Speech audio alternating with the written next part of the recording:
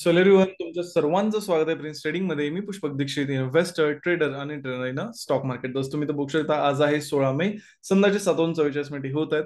तर चला जाणून घेऊया की कशा पद्धतीने मार्केटमध्ये आज काम झालं, सर्व गोष्टी वन बाय वन. जर तुम्ही आपल्या चॅनलला अजून सबस्क्राईब केलं नसेल तर सबस्क्राईब करून घ्या, जेणेकरून तुम्हाला खूप साऱ्या गोष्टी इथनं शिकायला मिळतील आणि सगळ्यात महत्त्वाचं, जेव्हा पण मी व्हिडिओ अपलोड करेन तुम्हाला नोटिफिकेशन येऊन जाईल. चला स्टार्ट करूया आपला आजचा व्हिडिओ. तर जसं 14 तारखेला मी सांगितलं होतं की 15 तारखेला मार्केटमध्ये काय होऊ शकतं, तर माझा जो व्ह्यू होता 14 तारखेला, जसं की तुम्ही बघू शकता 14 तारीख ही आहे, माझा व्ह्यू होता की मार्केटमध्ये आपल्याला एक बाईंग साईडला मोमेंटम बघायला मिळू शकतो. स्टार्टिंगला थोडा बघायला मिळाला. मी बँक निफ्टीमध्ये स्पेसिफिक ते अनालिसिस केलं होतं. जसं की तुम्ही बघू शकता, मी बोललो होतो की 14 तारखेला मार्केटमध्ये एक बाईंग येईल, बट मार्केटमध्ये तसं बाईंग काय बघायला मिळालं नाही. एक थोडंसंच बाईंग बघायला मिळालं. त्यानंतर मार्केटमध्ये डाऊनसाईडचं मोमेंटम झालं. त्यानंतर मी तुम्हाला बोललो की 680 एक इम्पॉर्टंट लेवल आहे. मार्केटनं त्याला एक चांगली रिस्पेक्ट दिली आणि मार्केटनं तिथं पर हे केलं.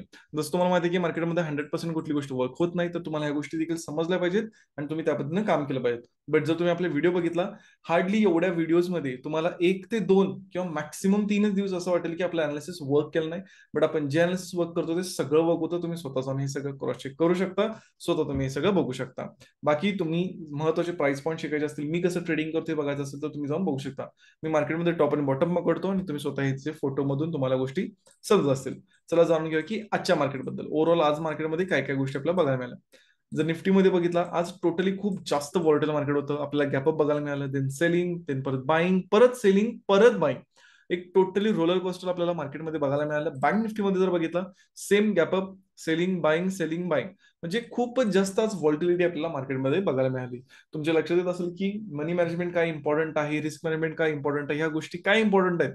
होपफुली तुम्हाला गोष्टी समजत असतील. स्टॉप लॉसला बुक करणं, टार्गेटला बुक करणं, ह्या गोष्टी काय इम्पॉर्टंट आहेत, ह्या पण तुम्हाला गोष्टी समजत असतील. सो ह्या सगळ्या गोष्टी फॉलो करा, खूप जास्त मॅटर करतात. तर मी 15 तारखेला आणि 16 तारखेला नेमकं कसं काम केलं मी तुम्हाला शेअर करतो. तर 15 तारखेला, 15 मेला, तर तुम्हाला मी आता चार्ट दाखवतो, जसं तुम्ही तो बघू शकता. सो 15 मेला आपण अशा पद्धतीने काम केलं, तर आपण एक बाईंगचा ट्रेड आयडेंटिफाय केला, तिथं आपण एक चांगला प्रॉफिट बुक केला. तर तुम्हाला मी आता जस्ट टेलिग्रामचा आपला ग्रुपमध्ये पण दाखवतो, जेणेकरून तुम्हाला समजेल. सो मी 15 तारखेला क्लिक करतो.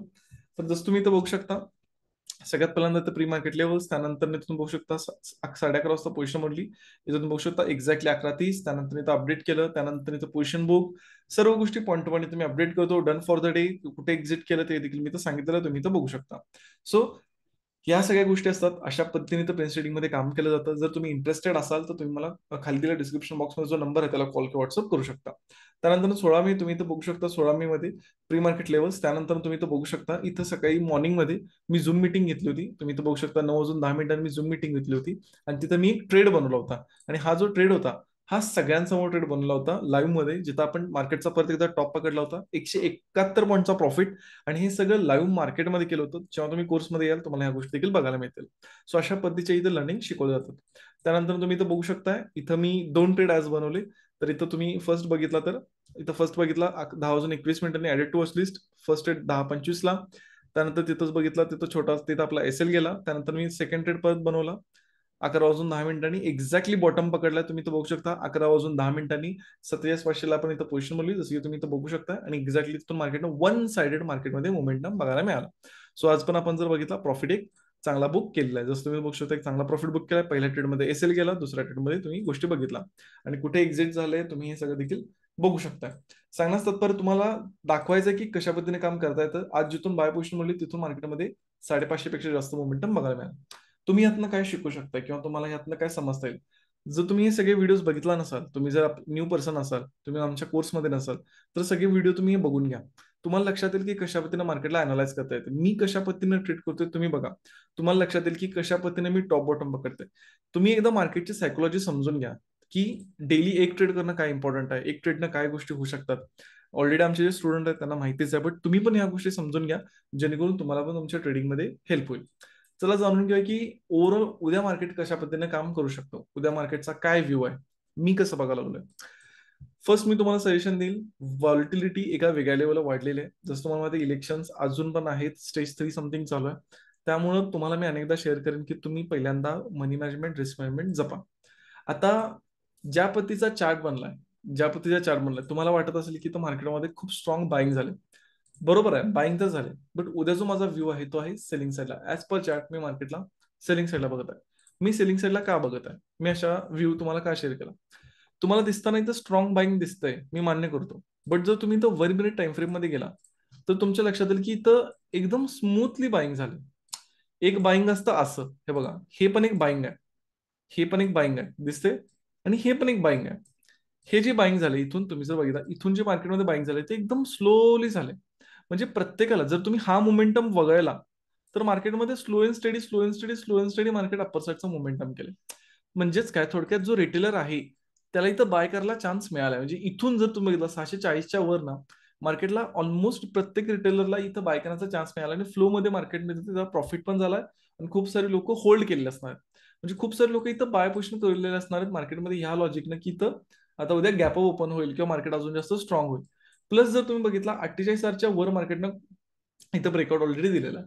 सो सांगण्यास तात्पर्य काय, इथं बायर्स आहेत आणि रिटेल बायर्स जास्त आहेत, तर ऍटलीस्ट मार्केट त्यांना टार्गेट करण्यासाठी किंवा त्यांना थोडीशी भीती दाखवण्यासाठी त्यांचे थोडेसे स्टॉप लॉस घेण्यासाठी थोडं खाली येऊ शकतं.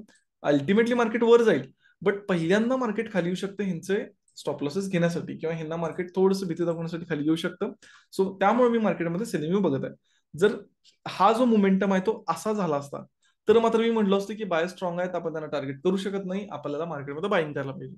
बट स्पेसिफिक जसं मी म्हणलो की छोट्या कॅन्डल्स बनल्यात तर इथे रिटेलर पण एंटर झालेले असणार आहेत.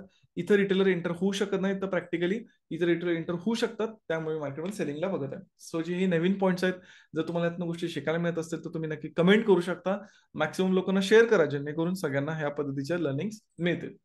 दुसरं, मी मार्केटमध्ये सेलिंगला अजून का बघत आहे, जर तुम्ही आता दोन चार्ट्स मी आता तुमच्या समोर लावतो, एक निफ्टी 50चा आणि एक बँक निफ्टीचा, ठीक आहे. सगळ्यात पहिल्यांदा तुम्ही आजचा चार्ट बघा. सगळ्यात पहिल्यांदा तुम्ही आजचा चार्ट बघा. आजचा चार्टबोर्ड जर तुम्ही इथं बघितला, तुम्हाला एक दिसेल बँक निफ्टीमध्ये लो क्रॉस झालेला नाहीये. निफ्टीमध्ये लो क्रॉस झालाय तरी पण निफ्टी 50 डे हाय क्रॉस केलाय, इथं तुम्हाला दिसत असेल. बँक निफ्टीनं लो क्रॉस पण झालेला नाही तरी सुद्धा डे हाय असा प्रॉपर क्रॉस केला जमणार नाही जसं निफ्टी 50 केला. इथं झाली पहिली विकनेस.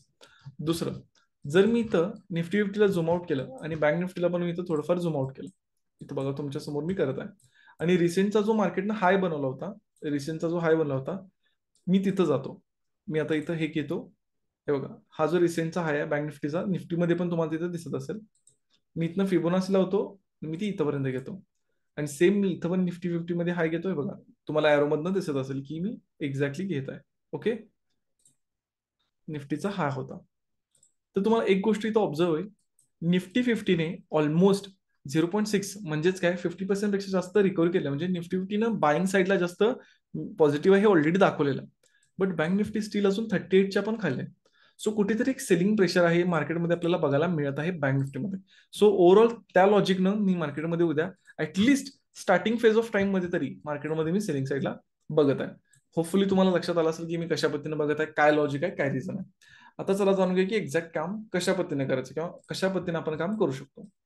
जर मार्केट फ्लॅट ओपन झालं तर आपण इथे एक सेलिंगचा ट्रेड आयडेंटिफाय करू शकतो. डायरेक्टली जरी मार्केट आपल्याला गॅपडाऊन बघायला मिळालं तरी देखील आपण सेलिंगचा प्लॅन बघू शकतो. बट जर जास्त गॅपडाऊन बघायला मिळालं 700-700च्या खाली, तर मात्र आपण मार्केटच्या स्ट्रक्चरनुसार बाय किंवा सेल सिच्युएशननुसार आपल्याला ट्रेड करावं लागेल. आता थोडंसं गॅपअप बद्दल बोलतो. गॅपअप मध्ये थोडंसं आपल्याला एक छोटासा इश्यू आहे. 47,160 ही, सॉरी 48,160 ही खूप इम्पॉर्टंट लेवल आहे. या लेवलच्या खाली जोपर्यंत मार्केट आहे तोपर्यंत आपल्याला मार्केटमध्ये सेलिंगला बघायचं. बट जर मार्केटनं गॅपअप होऊन किंवा डायरेक्टली इथं ब्रेकआउट करून जर मार्केटने इथं बाईंगला साईडला गेलं तर मात्र मग आपल्याला बाईंग साईडलाच बघायला ना. कारण का, जर मार्केटने ह्या लेवलला ब्रेकआउट केलं तर सगळे जे सेलर्स आहेत ते टार्गेट व्हायला स्टार्ट होणार, प्लस हे बायर्स आहेत त्याने जास्त प्रॉफिटमध्ये येणार, मग आपण यांना टार्गेट करू शकणार नाही. सो होपफुली तुम्हाला अनालिसिस आवडला असेल, गोष्टी शिकायला मिळाल्या असतील. Thanks for watching. आपण भेटू नेक्स्ट व्हिडिओला.